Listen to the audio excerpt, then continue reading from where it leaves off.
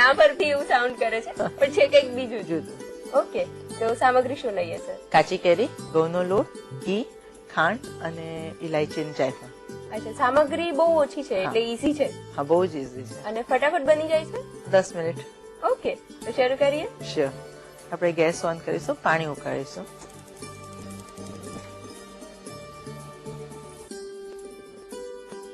પાણી ઉકળી ગયું છે લીપી.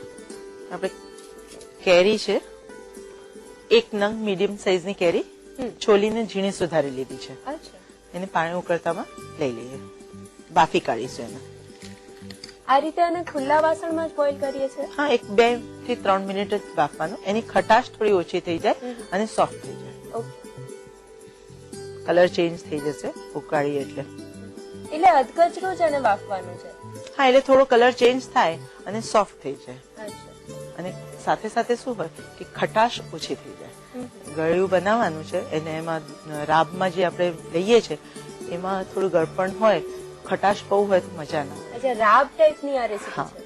ઓકે, એટલે જેમ બેસન ખાતા હોઈએ છે હા, એ રીતે જ હોય, સેમી લિક્વિડ જેવું હોય. ઓકે. બહુ સાંભળ્યું નથી આ રેસીપી વિશે. હા. એટલે કઈ ટાઈપની છે? ગામઠી રેસીપી છે કે ટિપિકલ ગામડાની કહેવાય અચ્છા, કે દાળ ભાત શાક રોટલી બધું ના બનતું હોય. એટલે રોટલી ખાવાની હોય તો રોટલી સાથે કંઈક રસાવાળું હોય તો ખાવામાં ઈઝી રહે, એ ફોર્મમાં એ લોકો ખાતા હોય છે. અચ્છા, સાથે સાથે ઢોકળાની સાથે સરસ લાગે. બાજરીનો ખીચડો હોય, પ્લેન બાજરીનો ખીચડો, એની સાથે અથવા રોટલી ભાખરી સાથે પણ સરસ લાગે. એટલે પ્યોર જે ગુજરાતી ગામઠી વાનગીઓ હોય એ બધા એની સાથે સરસ લાગે છે. કેરીનો કલર એકદમ ચેન્જ થઈ ગયો એટલે હવે આપણે ગેસ બંધ કરી દઈશું. હવે એને ગાળી લઈશું.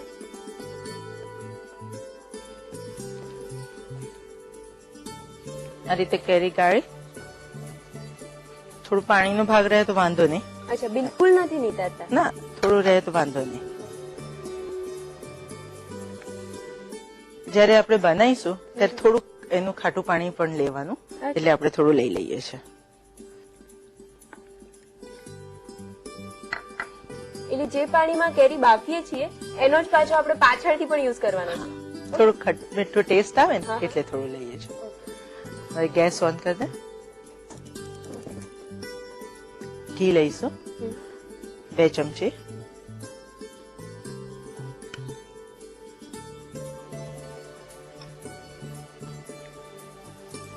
બે ચમચી જ લોટ છે એ લઈ લઈએ. લીપી 2 ચમચી ઘઉંનો રોટલીનો લોટ જે હોય એ જ લીધો છે, ઝીણો લોટ.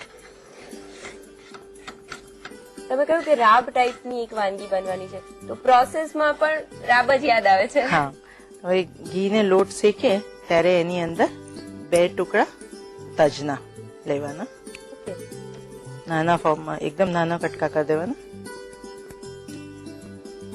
સાથે 3 લવિંગ, ચપટી વલિયારી ખુશ્બુ માટે. વરિયાળીની ફ્લેવર સરસ આવે. લગભગ 10 દાણા જેટલી જ જાય, વધારે નહીં. કેટલી વાર શેકીએ છીએ આ મિશ્રણને?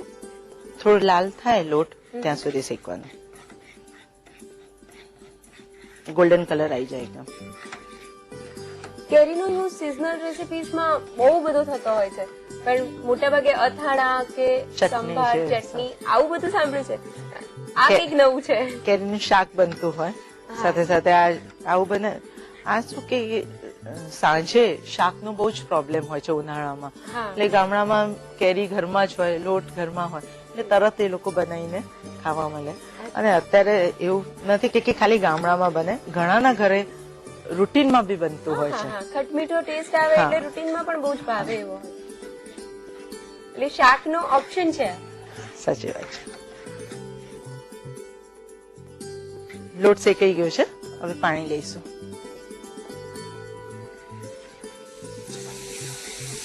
લગભગ 1.5 કપ જેટલું પાણી જશે.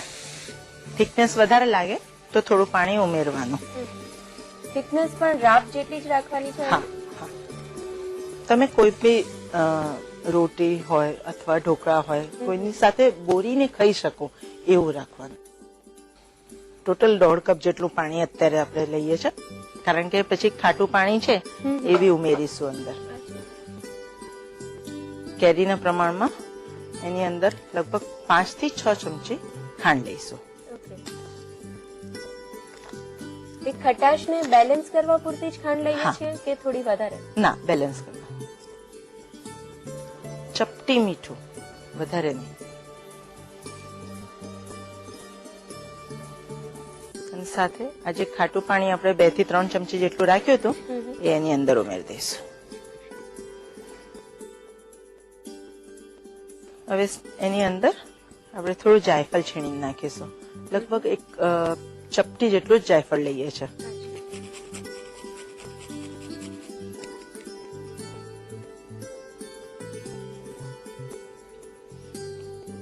કેરી ઉમેરી દઈશું.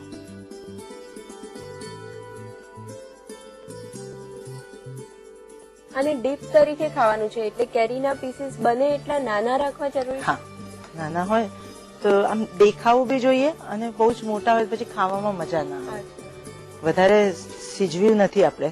આની અંદર હવે જે થોડું ક્રિસ્પીનેસ હતું એ સાથે લોટની સાથે ચડશે એટલે પાછું થોડું સોફ્ટ થઈ જશે. અચ્છા, એટલા માટે આપણે ત્યારે હા થોડું કડક રહેવા દઈએ છીએ. ટોટલી બોઇલ નહોતું? ના. 5 ચમચી જેટલી એલચી પાવડર.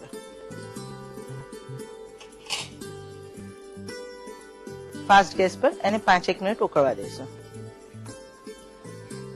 બહુ બધી રેસીપીઝ આપણી ટ્રેડિશનલ કે પ્યોર જે ગામઠી રેસીપીઝ જોવા જઈએ તો ઘણી બધી અલગ અલગ ટાઈપની એવી રેસીપીઝ છે કે જે આપણે રૂટીનમાં યુઝ નથી કરતા હોતા. સાચી વાત છે.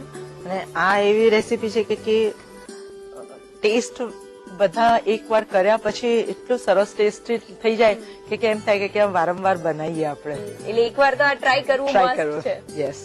કેરીનો યુઝ સિઝનલ રેસીપીઝમાં મોટા ભાગે ખૂબ વધારે થતો હોય છે. તો બીજી કઈ કઈ ટાઈપની નોર્મલ અથાણા અને ચટણી સિવાય કેરીના કયા કયા ઉપયોગો થઈ શકે? કેરી છીણીને કારેલાનું શાક પણ બહુ સરસ થાય છે. સ્ટફ કરીને કરવાનું. સાથે કેરીની ચટણી 12 મહિનાની બનાવીને રાખી શકાય છે. આ એક રેસીપી છે જ. અને દાળ શાકમાં તમે કેરી ઘણાની ઘરે દાળમાં કોકમની જગ્યા ઉનાળામાં કેરી વાપરવામાં આવતી હોય છે. અચ્છા. અને ત્યાં સુધી મને ખ્યાલ છે બાફલો તો એવરગ્રીન છે, બધે જ ખવાતો હોય છે. સાચી વાત છે. અને અત્યારે સ્ટોરેજ કરવાની એટલી સરસ સગવડ થઈ ગઈ છે કે ફ્રીઝરમાં તમે કેરીનો પલ્પ કાઢીને રાખી લો અને 12 માસ હવે બાફલો ખાઈ શકાય છે. ગેસ બંધ કરી દઈએ. હવે એને સર્વિંગ બાઉલમાં લઈ લઈએ.